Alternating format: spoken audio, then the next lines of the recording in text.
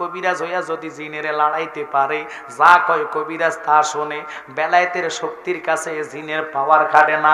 কথা কোন ঠিক কিনা? কেন বললাম জিনেরা মুরিদ হয়? জিনেদের মধ্যে পীর নাই, জিনেদের মধ্যে নবী নাই। মানুষের কেন এত দাম? ও জগৎবাসী বুঝলা না, জানলা না? আল্লাহ কয় জগৎ শুনে না, তোমাদের মধ্যে শ্রেষ্ঠ নবী পাঠানোর কারণে জিনদের চেয়েও মানুষের সম্মান আল্লাহর দরবারে বেশি হইয়া গেছে। আমরা এগুলা বুঝতে চাই না, জানতে চাই না। যদি জানতে পারতেন রসুলের কদমের ইজ্জত কি, সম্মান কি, তাহলে রসুলের প্রেম ভালোবাসা থেকে দূরে থাকতেন না। আল্লাহর ওলিরা ওটার মজা পাওয়ার কারণে রসুল ছাড়া কিছু বোঝে না। আমরা দুনিয়ার টাকার গন্ধ পাইলে টাকার পিছনে দৌড়াই, সম্পদের গন্ধ পাইলে সম্পদের পিছনে দৌড়াই, যে কোনো লোভে আমরা যে কোনো জায়গায় দৌড়াইতে থাকি। ওলি আল্লাহর একটা লোক গো, দুনিয়া শেষ হবে কিন্তু নবী পাওয়ার রাস্তা ছাড়বে না। কোন রাস্তায় গেলে নবী পাইবো, তারা ওই রাস্তাটা খুঁজে বেড়ায়, ওই রাস্তাটা টোকাইয়া বেড়ায়। এই জন্য অনুরোধ করবো, ঐতিহ্যবাহী খানদুরা দরবারে যারা কদম ধরলেন, হাত ধরলেন, ও আমার জ্ঞানী গুণী সুন্নি ভাইয়েরা, কেন আপনাদেরকে গালিগালাজ করবে, কেন আপনাদেরকে মন্দ বলবে? মন্দ যেন বলতে না পারে ওই হিসাবে আপনারা চলতে হবে। যেমন 5 ওয়াক্ত নামাজ এবং হুজুরদের থেকে ওনাদের তরিকার ওজিফাগুলো আনবেন। ওজিফা আইনা 40 দিন যখন করবেন, আমি যে বললাম বেলায়েতি সুবরা দরজাটা খুলে যাবে। বেলায়েতি সুবরা দরজাটা কি? এটা প্রথম একটা বেলায়েতের ক্লাসের দরজা। ওই দরজাটা যেই ব্যক্তি ঘুরতে পারবে, চোখ বন্ধ করলে মদিনাওয়ালারে তার চোখের সামনে দেখতে পাবে।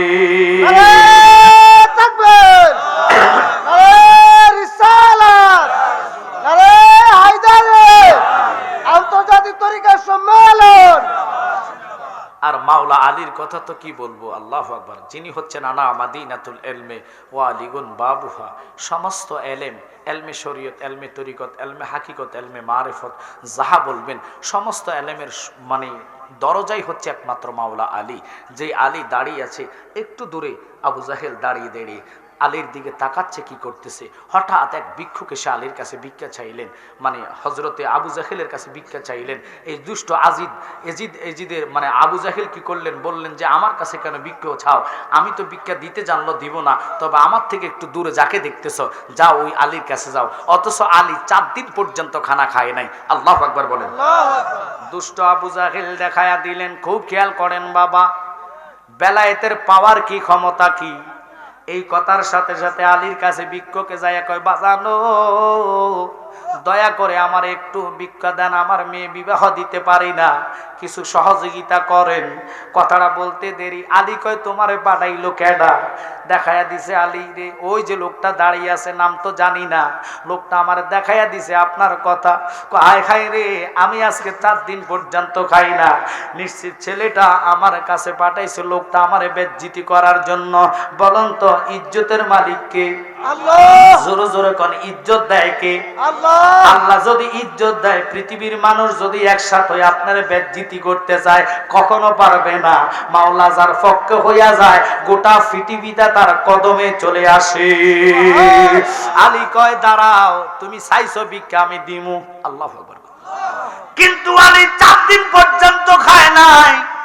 ওই দিকে মাওলা আলী কারামুল্লাহ ওয়াজ্জাহু চিন্তা করে নাই যে আমি নবীর জামাতা, আমার আসাদুল্লাহ বলে ডাক দেয়, আমি আল্লাহর তলোয়ার। যেহেতু বলেছে, আজকে আমি আল্লাহর কসম খাইয়া কই, রসুলের জামাতা মাওলা আলী কারামুল্লাহ ওয়াজ্জাহু মাটির দিকে তাকাইয়া মাটিরে খাবলা দিয়া লইয়া কি যেন বলে, মাটির মধ্যে ফু দিতে দেরি রে, মাটিটা স্বর্ণ হইতে দেরি না।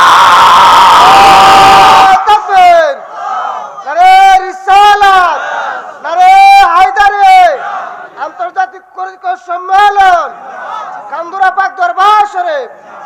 অথচ যে আলী কারামুল্লাহ ওয়াজ্জাহু ইমাম হাসাইন এবং হুসাইনের আব্বা কেন বললাম বাবা, জিনার আর সিগনেচার ছাড়া তুমি জান্নাতে যেতে পারবা না, জিনাদের হুকুম ছাড়া জান্নাতে আল্লাহ নিবে না। খোদার কসম, কঠিন হাসরের ময়দানে আল্লাহ কুরসি বসাইবেন, একটু মনোযোগ, কুরসি বসাইয়া ডাইন পাশে রাখবেন 100 নয় 313টা আসন।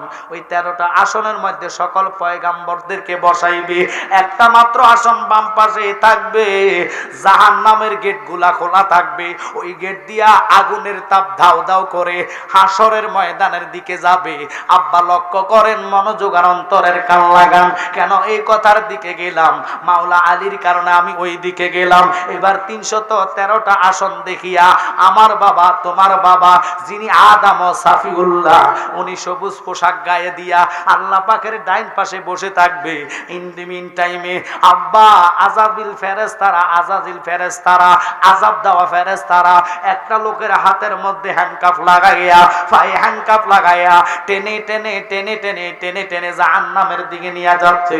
তখনও মিজান লটকায় নাই, তখনও মিজান লটকায় নাই। গভীর মনোযোগ দিবেন আদম বাবা, ওই লোকটার দিকে তাকাইয়া চোখের পানি বেল বেল বেল বেল করে ফালাইয়া দিব, কিন্তু আল্লাহর কাছে কওয়ার মতন সাহস পাবে না।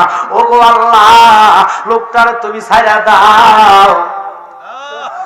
এই শব্দটা বলার মতন সাহস আসবে না। উনি যখন মদিনাওয়ালার দিকে লক্ষ্য করবে, আমার মদিনাওয়ালা কইবে, বলো বলো আদম কি বলতে চাও? কয় তাকায়া দেখেন, আল্লাহ আপনার উম্মতদেরকে বেদে জাহান্নামের দিকে নিয়ে যাচ্ছে, ওই চলে যাচ্ছে ফেরেশতা। এই কথাটা কইতে দেরি আমার নবী ডাক দিব, ওরে আযাবিল ফেরেশতা রে, আযাবের জন্য কোথায় আমার উম্মত রে লইয়া যাচ্ছিস?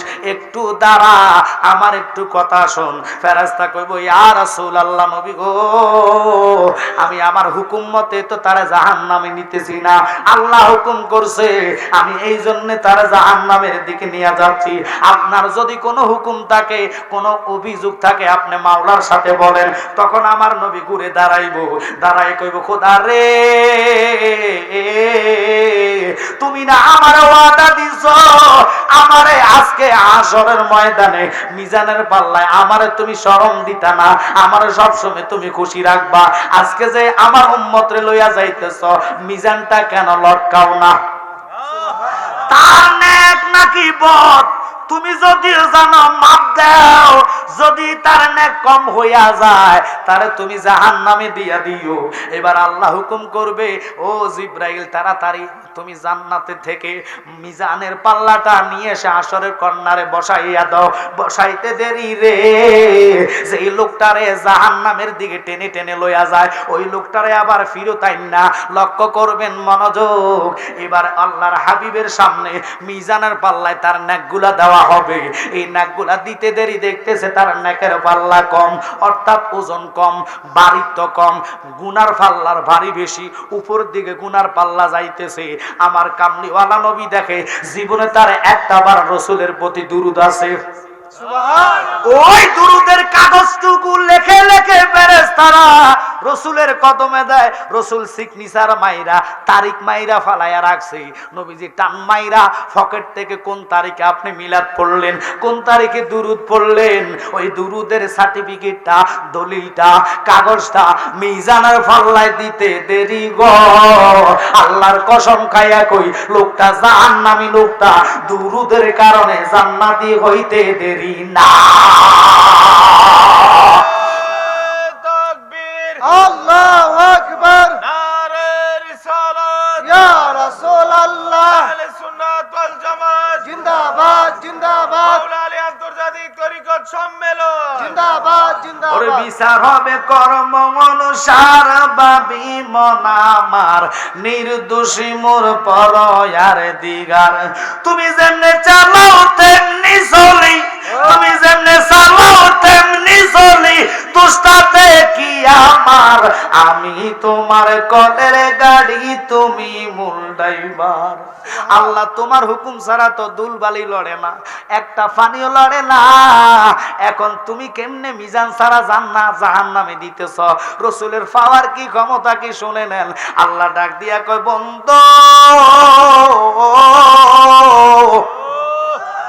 আমার মুর্শিদ গাজী আমিরুল ইসলাম জালালী হুজুর কেবলা বলতে, সোনা বন্ধু রে বলিতে পারি না রে তোমার, সোনা বন্ধু রে বলিতে পারি না রে। যেদিন তোমায় দেখেছি মনে আপন ভেবেছি, তোমার ছবি বাসের অন্তরে, সোনা বন্ধু রে বলিতে পারি না রে। কার মনে কিরকম ভালোবাসা আমার নবী সব জানে। আজকে বলছেন ভালো লাগে, কারণ ইমানদার বেশি দরকার নাই, 10 জন থাকলে আনাব। আপনাদেরকে অনুরোধ করি, আপনাদের তকদির ভালো, কোফাল ভালো, এত রাত পর্যন্ত খোদা কবুল না করলে তুমি আমি বসার মতন ক্ষমতা, একটু জোরকন ক্ষমতা। যাদেরকে কবুল করে নাই খিচুড়ি খাওয়ায়া বিদায় করে দিছে, আখেরি মুনাজাতে যাদেরকে কবুল করছে তারাই তো ভাগ্যবান, কারণ রেজাল্ট মিলবে আখেরি মুনাজাতে। কবুল হইলে বেড়াভার, 10 জনের মধ্যে একটা দোয়া যদি কবুল হয়, আজকের এই মাহফিলও সার্থক, তোমার আশাটাও সার্থক। কথা কোন ঠিক কিনা? আর যারা এসেছে খাইছে চলে গেছে এদের কোনো ফায়দা নাই, লাভ নাই, কারণ নবীর গোলামি খাতায় নাম লিখতে হইলে বহু কষ্ট আছে, নবীর পাইতে হইলে আরো কষ্ট। ওই কষ্টটা আমরা করতে চাই কি চাই না? জোরে কোন চাই কি চাই না? যেমন ইমাম মালিক গভীর মনোযোগ, 4 জন ইমাম, শাফি, মালিকি, হাম্বলি, হানাফি। ইমাম মালিক 80 বছর পর্যন্ত জুতা পরে নাই মদিনাতে। আমার নবী কয়, পাগল রে তুমি বুঝি আমারে এত ভালোবাসো, এত মহাব্বত করো? পাগলা কয়, নবী গো কি মহাব্বত করলাম, আপনার সম্মানে তো আমি কিছু না, আপনার জুতার দলির যোগ্য না। আপনি যেখান দিয়ে কদম দিয়ে হেঁটে গেছেন ওই কদমে যদি আমার একটা কদম পড়ে আমি মালিকের জীবনটা বরবাদ হইয়া যাইব। এ কইয়া 80 বছর পর্যন্ত পাগলা জুতা পরে নাই। কামলিওয়ালা নবী ওনার সাথে ঘুমের মধ্যে 100 বার দিদার দিয়েছে। যেই নবীর একবার দেখলে জাহান্নাম হারাম হইয়া যায়, ওনারা 100 বার দেখার পর তৃপ্তি মিলে নাই, আরো চাইতে চায়, আরো দেখতে চায়। ওই কামলিওয়ালা নবীর উম্মত আমরা। সরিষা পরিমাণ ঈমান লয়া যদি তুমি কয়বরে যাইতে পারো, আমি জালালি ডিগলার দিলাম, ওই সরিষা পরিমাণ ঈমানের টানে দুনিয়ার সব তোমার পর হইয়া যাইব। কামলিওয়ালা নবী ঈমানের টানে তোমার কবরে হাজির হইয়া যাইব। ওই কবরে আমরা নবীরে চাই কি চাই না? আর জোরে কোন চাই কি চাই না? ও বাবা লক্ষ্য করেন, মনোযোগ। ওই রাসূলের এত দাম, এত সম্মান, এত ইজ্জত। ইমাম মালিক শুধু কয়, নবী গো আমি জুতা কেন গো জীবনে মদিনার এরিয়ার মধ্যে থুতো ফালাই নাই, কারণ কোন জায়গায় থুতো ফালাইবো? মদিনার মাটি তো মদিনার সোনার মাটি, যে মাটির শরীরে শোকে লাগাইলে জীবন ধন্য হইয়া যাইবা। আপারে কেন এই কথার দিকে গেলাম? ওই মাওলা আলী কেরামুল্লাহ ওয়াজ্জাহু যিনি বলেছেন, দুনিয়াবাসী রে আমার নবীর সম্মান একদিকে, জগৎ আর একদিকে। আমি আলী কুরবান হতে পারবো, তবু নবীর কদম ছাড়তে পারবো না। আমার ইমাম হাসাইন এবং হুসাইনকে জহরে কহরে দিব, তবু নবীর কদম ছাড়বো না। আর ইমাম হাসাইন এবং হুসাইনের একটাই বাসনা ছিল, একটাই কথা ছিল, যে যতই কষ্ট হোক না কেন রক্ত দিয়েছি, একটা নানার উম্মতে জাহান্নামে যাইতাম দিতাম না। ওই নবীর প্রেমে আল্লাহ তামাম জাহান বানাইলেন। এবার আমার নবী আল্লাহকে প্রশ্ন করে, আল্লাহ তুমি না বলে আমারে ভালোবাসো? কহ ভালোবাসি তো। তুই বাসলে 313টা আসন তুমি ডান পাশে দিলা, সমস্ত পয়গাম্বর জান্নাতের পাশে, জান্নাত হলো ডান পাশে, দুজক হলো বাম পাশে। লক্ষ্য করেন একটা মাত্র চেয়ার রাখছে দুজকের গেটের বরাবর। আল্লাহ কুরসির মধ্যে বসলেন, আদম নবী সবুজ পোশাক গায়ে দিয়া রং তামাশা দেখতেছে, কোন উম্মতরে কি বিচার আল্লাহ করে, কারে কিভাবে জাহান্নামে দেয়, কারে কেমনে জান্নাত দেয়। একটু জোরে কোন আল্লাহু আকবার। আব্বা খুব খেয়াল করবেন। আর আমার নবী প্রশ্ন করলো, খোদা তুমি না বলে আমারে ভালোবাসো? কহ ভালোবাসি। কিরকম ভালোবাসলা? কয় তোমারে ভালোবাসাই তো তামাম দুনিয়াটা সৃষ্টি করলাম, এত কিছু সাজাইলাম, আজকে বিচারের দরকার ছিল না। আমি আল্লাহ জানি কে জাহান্নামী কে জান্নাতি, মিজান লটকানের দরকার নাই, এত কিছু আমি বানাইতাম না। বানাইলাম এই জন্যে তুমি কামলিওয়ালা নবীজির সম্মান আমার দরবারে কত যে মহান, আজকে আমি এটা প্রমাণ করাইয়া ছাড়ব। তোমার জন্য বানায় আছে গো আল্লাহ সারাটা দুনিয়া গো নবী, নবী তুমি নবী উলাম্বিয়া। বলেন তোমার জন্য বানায় আছে গো আল্লাহ সারাটা দুনিয়া গো নবী, নবী তুমি নবী উলাম্বিয়া। মিজানের দারে গো নবী তুমি থাকিবা দাঁড়াইয়া, ওরে ফাফি তাফি উম্মতের গো নবী নিতে পার করিয়া গো নবী, নবী তুমি নবী উলাম্বিয়া। ওই রসুলের প্রতি ফানা হতে হবে। আমি আজকে একটা টিপস দিয়া যাই, অনুরোধ যারা বায়াত হন নাই বায়াত হয়ে যাবেন। বায়াত হয়ে সর্বপ্রথম মুর্শিদ থেকে আপনারা কি করবেন, সবক নিবেন। সবক নিয়ে সবক অনুসারে করেন। 40 দিন পর্যন্ত টানা যদি ওজিফা করতে পারেন, আমার মুখে জুতা মারবেন যদি কথাটা না হয়, তবে সহি নিয়ত থাকতে হবে। টানা 40 দিন 5 ওয়াক্ত নামাজের পর পর ওজিফা যে ব্যক্তি করবে 100 তার বেলায় সোবরা দরজা খুলবে। এখন আমরা তো লোভ লালসার দিকে চলে গেছি। আল্লাহ আমাদের আজকের এই মাহফিল উসিলায় প্রত্যেকটা ভাই বাবাকে কবুল করেন। একটু আমিন বলেন। রাত্র কোনো কম নাই, হুজুর কেবলার আদেশ আসছে, এই আদেশে চলবো। ক্যামেরাম্যানদেরকে বলবো যতটুকু পারো তোমরা সাজায়া গোছায় এই আলোচনাটা ছাড়বা। তোমাদের জন্য আমি দুঃখিত এই জন্যে, কারণ লোকজন থাকলে আমি আরো কিছু আনকমন আলোচনা ধরতাম। আগামী জানুয়ারির 24 তারিখ আমি পাশের গ্রামে আসতেছি। আমি যদি ইনশাল্লাহ এখানে 11টা ধরার কথা, 11টার আগে আসতে চেষ্টা করব। আরো যথেষ্ট মাহফিল আপনাদের হবিগঞ্জের ভিতরে আমার আছে মজুদ, এখনো যদি আল্লাহ হায়াত রাখে করব। আমি কখনো মিস করি না, টাইম জেরে দিই, চেষ্টা করি টাইমের আগে আসার জন্য। ফাঁকি দিয়ে এই 1 মিনিট কথাটা বলে দিই। শাহিন আলম যেহেতু আসছে, আমি যে গজলগুলা বলেছি এর চেয়ে আরো আনকমন গজল এটার মধ্যে আছে। আমার তাহিরি ভাই, অলিউল্লাহ আশিকি ভাই এবং শেখ সাদি আবদুল্লাহ, বিশেষ করে ফরিদি সাহেব